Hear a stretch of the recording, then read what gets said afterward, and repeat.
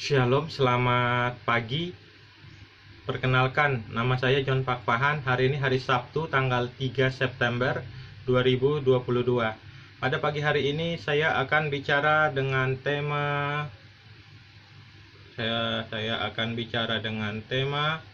pernyataan dari Aulo SWT bahwa Muhammad SAW itu benar-benar seorang rasul yang membawa Al-Quran sebagai wahyu dari Aulo SWT. Saya ulangi sekali lagi. Pada pagi hari ini saya akan bicara dengan tema pernyataan dari Aulo SWT bahwa Muhammad SAW itu benar-benar seorang rasul yang membawa Al-Quran sebagai wahyu dari Aulo SWT. Mari kita mulai. Pernyataan dari Aulo SWT bahwa Muhammad SAW itu benar-benar seorang rasul yang membawa Al-Quran sebagai wahyu dari Aulo SWT. Kita lihat Al-Quran surat 36 Yasin ayat 1-6. Yasin, demi Al-Quran yang penuh hikmah, sesungguhnya kamu salah seorang dari rasul-rasul yang berada di atas jalan yang lurus, sebagai wahyu yang diturunkan oleh Yang Maha Perkasa lagi Maha Penyayang, agar kamu memberi peringatan kepada kaum yang bapak-bapak mereka belum pernah diberi peringatan, karena itu mereka lalai. Ini keterangan dari John Pakpahan tentang surat Yasin, surat 36 Yasin ayat 1-6. Ini penjelasan dari John Pakpahan. Keterangan dari John Pakpahan, Aulo SWT mengatakan dalam Al-Quran bahwa Muhammad SAW benar-benar seorang rasul. Saya ulangi sekali lagi. Ini penjelasan dari John Pakpahan. Aulo SWT mengatakan dalam Al-Quran bahwa Muhammad SAW benar-benar seorang rasul. Al-Quran mengatakan bahwa seorang rasul berasal dari keturunan Nabi Ibrahim alaihissalam. Apakah Muhammad SAW keturunan Nabi Ibrahim alaihissalam? Saya ulangi sekali lagi. Al-Quran mengatakan bahwa seorang rasul berasal dari keturunan dari Nabi Ibrahim alaihissalam. Apakah Muhammad SAW keturunan Nabi Ibrahim alaihissalam? Mari kita teliti.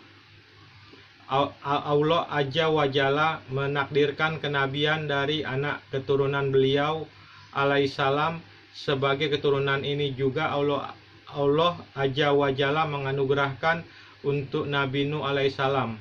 Allah Azza wa Jalla berfirman, dan kami anugerahkan Ishak dan Yakub kepada Ibrahim, dan kami jadikan kenabian dan Alkitab pada keturunannya, dan kami berikan kepadanya balasan di dunia, dan sesungguhnya dia di akhirat benar-benar termasuk orang-orang yang saleh. Surat Al-Ankabut ayat 27.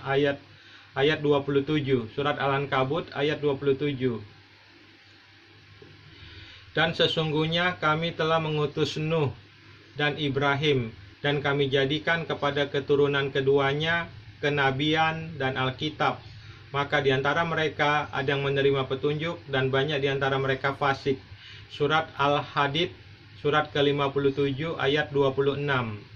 Saat menjelaskan ayat ke-27 dari surat Al-Ankabut di atas, Syekh Abdurrahman Nasir As-Sa'di rahimahullah mengatakan, tidak ada seorang nabi pun setelah Nabi Ibrahim kecuali berasal dari anak keturunan beliau alaihissalam, dan tidak satu kitab pun yang diturunkan kecuali kepada anak keturunan beliau alaihissalam, termasuk kepada penutup para nabi yaitu Muhammad Shallallahu Alaihi Wasallam. Dan ini termasuk kedudukan tertinggi dan paling membanggakan, di mana materi sumber hidayah, kasih sayang, kebahagiaan dan keberuntungan berada pada anak keturunan beliau alaihissalam. Melalui tangan-tangan anak keturunan beliau alaihissalam, orang-orang mendapatkan petunjuk, menjadi beriman dan menjadi orang-orang saleh. Abdul Fida Ismail Ibni Katsir dalam kitab tafsir beliau rahimahullah mengatakan, tidak ada seorang nabi pun setelah Nabi Ibrahim alaihissalam kecuali berasal dari keturunan beliau alaihissalam. Semua nabi Bani Israel berasal dari keturunan Nabi Yakub, putra Nabi Ishak, putra Nabi Ibrahim, sampai nabi terakhir dari Bani Israel, yaitu Nabi Isa alaihissalam bin Maryam, yang menyampaikan kabar gembira kepada halayak ramai akan kedatangan seorang nabi dari orang Arab Quraisy, Al-Hashimi, penutup para nabi secara mutlak, pemimpin Bani Adam di dunia dan akhirat, yang Allah Azza wa Jalla pilih dari orang Arab pilihan yang berasal dari garis keturunan Nabi Ismail putra Nabi Ibrahim, yang berasal dari keturunan Nabi Ismail putra Nabi Ibrahim alaihissalam. Tidak ada seorang nabi pun yang berasal dari keturunan Nabi Ismail alaihissalam kecuali Nabi Muhammad Shallallahu alaihi wasallam. Nabi Ibrahim alaihissalam berasal, sekarang kita teliti, benarkah Muhammad SAW berasal dari keturunan Ibrahim alaihissalam? Sekarang saya ulangi karena ini sangat penting. Benarkah Muhammad SAW berasal dari keturunan Nabi Ibrahim alaihissalam? Sekarang kita akan teliti, perhatikan baik-baik. Nabi Ibrahim alaihissalam berasal dari keturunan Set, anak Nabi Adam alaihissalam. Saya ulangi sekali lagi. Nabi Ibrahim alaihissalam berasal dari keturunan Set, anak Nabi Adam alaihissalam. Saya ulangi sekali lagi. Nabi Ibrahim alaihissalam berasal dari keturunan Set, anak Nabi Adam alaihissalam. Apakah Nabi Adam alaihissalam dalam Al-Quran memiliki anak yang bernama Set? Saya ulangi sekali lagi. Apakah Nabi Adam alaihissalam dalam Al-Quran memiliki anak yang bernama Set? Saya ulangi sekali lagi. Apakah Nabi Adam alaihissalam dalam Al-Quran memiliki anak yang bernama Set? Kalau ada, tertulis dalam Al-Quran di surat apa, ayat berapa? Kalau ada, tertulis dalam Al-Quran di surat apa, ayat berapa? Kita lihat Alkitab, kita buka Alkitab. Lukas 3 ayat 38. Kita buka Alkitab, Lukas 3 ayat 38. Anak Enos, anak Set, anak Adam, anak Allah. Kita lihat Alkitab, Kejadian 4 ayat 25. Kita buka Alkitab, Kejadian 4 ayat 25. Adam bersetubuh pula dengan istrinya, lalu perempuan itu melahirkan seorang anak laki-laki dan menamainya Set, sebab katanya, Allah telah mengaruniakan kepadaku anak yang lain sebagai ganti Habel karena Kain telah membunuhnya. Kalau tidak ada tertulis nama Set di dalam Al-Quran, saya ulangi sekali lagi. Kalau tidak ada tertulis dalam Al-Quran nama Set, anak Adam, maka terbukti dengan nyata bahwa Muhammad SAW bukanlah seorang rasul yang diutus Tuhan semesta alam. Karena semua nabi-nabi dan rasul-rasul yang diutus Tuhan semesta alam berasal dari keturunan Nabi Adam alaihissalam dan anaknya Set. Al-Quran mengatakan dalam surat 36 Yasin ayat 6 bahwa belum pernah datang seorang pemberi peringatan kepada orang-orang Mekah. Benarkah demikian? Saya ulangi sekali lagi. Al-Quran mengatakan dalam surat 36 Yasin ayat 6 bahwa belum pernah datang seorang pemberi peringatan kepada orang-orang Mekah. Benarkah demikian? Bukankah dalam hadis diceritakan tentang Nabi Ibrahim alaihissalam mengunjungi Nabi Ismail alaihissalam di kota Mekah? Bukankah dalam hadis diceritakan tentang Nabi Ibrahim alaihissalam mengunjungi Nabi Ismail alaihissalam di kota Mekah? Kita lihat kisah Nabi Ismail menceraikan istrinya. Kita lihat kisah Nabi Ismail alaihissalam menceraikan istrinya atas permintaan orang tuanya, Nabi Ibrahim alaihissalam. Menceraikan istri atas permintaan orang tua, kisah Ismail dan istrinya. Apakah suami harus menceraikan istri jika orang tua meminta? Kita bisa pelajari dari kisah Ismail dan istrinya berikut ini dengan bapaknya Ibrahim alaihissalam. Kemudian Nabi Ismail semakin dewasa, ia pun menikah dengan seorang wanita yang tinggal di sekitar sumur Jam-Jam. Tidak lama kemudian ibu Ismail Hajar meninggal dunia. Di kemudian hari Ibrahim datang setelah Ismail menikah untuk mengetahui kabarnya, namun dia tidak menemukan Ismail. Ibrahim bertanya tentang Ismail kepada istri Ismail. Istrinya menjawab, dia sedang pergi mencari nafkah untuk kami.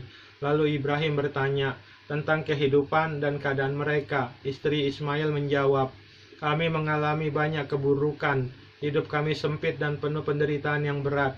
Istri Ismail mengadukan kehidupan yang dijalaninya bersama suaminya kepada Ibrahim. Ibrahim berkata, nanti apabila suami kamu datang, sampaikan salam dariku dan katakan kepadanya agar mengubah palang pintu rumahnya. Ketika Ismail datang, dia merasakan sesuatu, lalu dia bertanya kepada istrinya, apakah ada orang yang datang kepadamu? Istrinya menjawab, ya, tadi ada orang tua begini dan begini keadaannya datang kepada kami, dan dia menanyakan kamu. Lalu aku terangkan, dan dia bertanya kepadaku tentang keadaan kehidupan kita, maka aku terangkan bahwa aku hidup dalam kepayahan dan penderitaan. Ismail bertanya, apakah orang itu memberi pesan kepadamu tentang sesuatu? Istrinya menjawab, ya, dia memerintahkan aku agar aku menyampaikan salam darinya kepadamu dan berpesan agar kamu mengubah palang pintu rumahmu. Ismail berkata, dialah ayahku dan sungguh dia telah memerintahkan aku untuk menceraikan kamu. Maka kembalilah kamu kepada keluargamu. Maka Ismail menceraikan istrinya. Kemudian Ismail menikah lagi dengan seorang wanita lain dari kalangan penduduk yang tinggal di sekitar itu. Lalu Ibrahim pergi lagi meninggalkan mereka dalam kurun waktu yang dikehendaki Allah. Setelah itu Ibrahim datang kembali untuk menemui mereka, namun dia tidak mendapatkan Ismail hingga akhirnya dia mendatangi istri Ismail lalu bertanya kepadanya tentang Ismail. Istrinya menjawab, dia sedang pergi mencari nafkah untuk kami. Lalu Ibrahim bertanya lagi, bagaimana keadaan kalian? Dia bertanya kepada istrinya Ismail tentang kehidupan dan keadaan hidup mereka. Istrinya menjawab,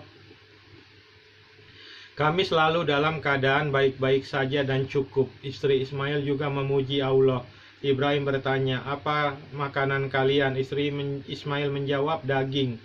Ibrahim bertanya lagi, apa minuman kalian? Istri Ismail menjawab, air. Maka Ibrahim berdoa, ya Allah, berkahilah mereka dalam daging dan air mereka. Nabi SAW bersabda, saat itu belum ada biji-bijian di Mekah, dan seandainya ada tentu Ibrahim sudah mendoakannya. Sabda beliau lagi, dan dari doa Ibrahim tentang daging dan air itulah tidak ada seorang pun selain penduduk Mekah yang mengeluh bila yang mereka dapati hanya daging dan air. Ibrahim selanjutnya berkata, jika nanti suamimu datang, sampaikan salam dariku kepadanya dan perintahkanlah dia agar memperkokoh palang pintu rumahnya. Ketika Ismail datang, dia berkata, apakah ada orang yang datang kepadamu? Istrinya menjawab, ya, tadi ada orang tua dengan penampilan sangat baik datang kepada kita, dan istrinya memuji Ibrahim. Dia bertanya kepadaku tentang kamu, maka aku terangkan. Lalu dia bertanya kepadaku tentang keadaan hidup kita, maka aku jawab bahwa aku dalam keadaan baik. Ismail bertanya, apakah orang itu memberi pesan kepadamu tentang sesuatu? Istrinya menjawab, ya, dia memerintahkan aku agar aku menyampaikan salam darinya kepadamu dan berpesan agar kamu mempertahankan palang pintu rumahmu. Ismail berkata, dialah ayahku dan palang pintu yang dimaksud adalah kamu. Dia memerintahkanku untuk mempertahankan kamu. Kemudian Ibrahim meninggalkan mereka sampai waktu yang Allah kehendaki. Hadis riwayat Bukhari nomor 3364. Saya ulangi, hadis riwayat Bukhari nomor 3364. Ini kesimpulannya. Kesimpulan tentang Muhammad itu benar-benar utusan Allah. Kesimpulan pertama, jadi terbukti dengan nyata bahwa Allah SWT, Muhammad SAW, dan Al-Quran berbohong dan berdusta besar dalam Al-Quran dengan mengatakan Muhammad SAW adalah seorang rasul. Karena rasul dan nabi berasal dari keturunan Nabi Adam alaihissalam dan anaknya Set. Di dalam Al-Quran, Nabi Adam alaihissalam tidak punya anak yang bernama Set.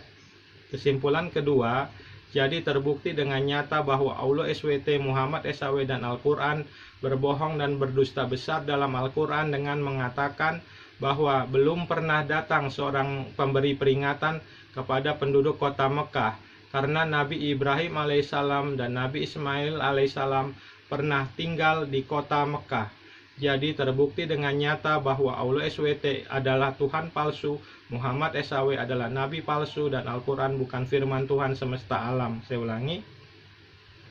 Jadi terbukti dengan nyata bahwa Allah SWT adalah Tuhan palsu, Muhammad SAW adalah Nabi palsu, dan Al-Quran bukan firman Tuhan semesta alam. Terima kasih. Shalom. Tuhan Yesus Kristus memberkati.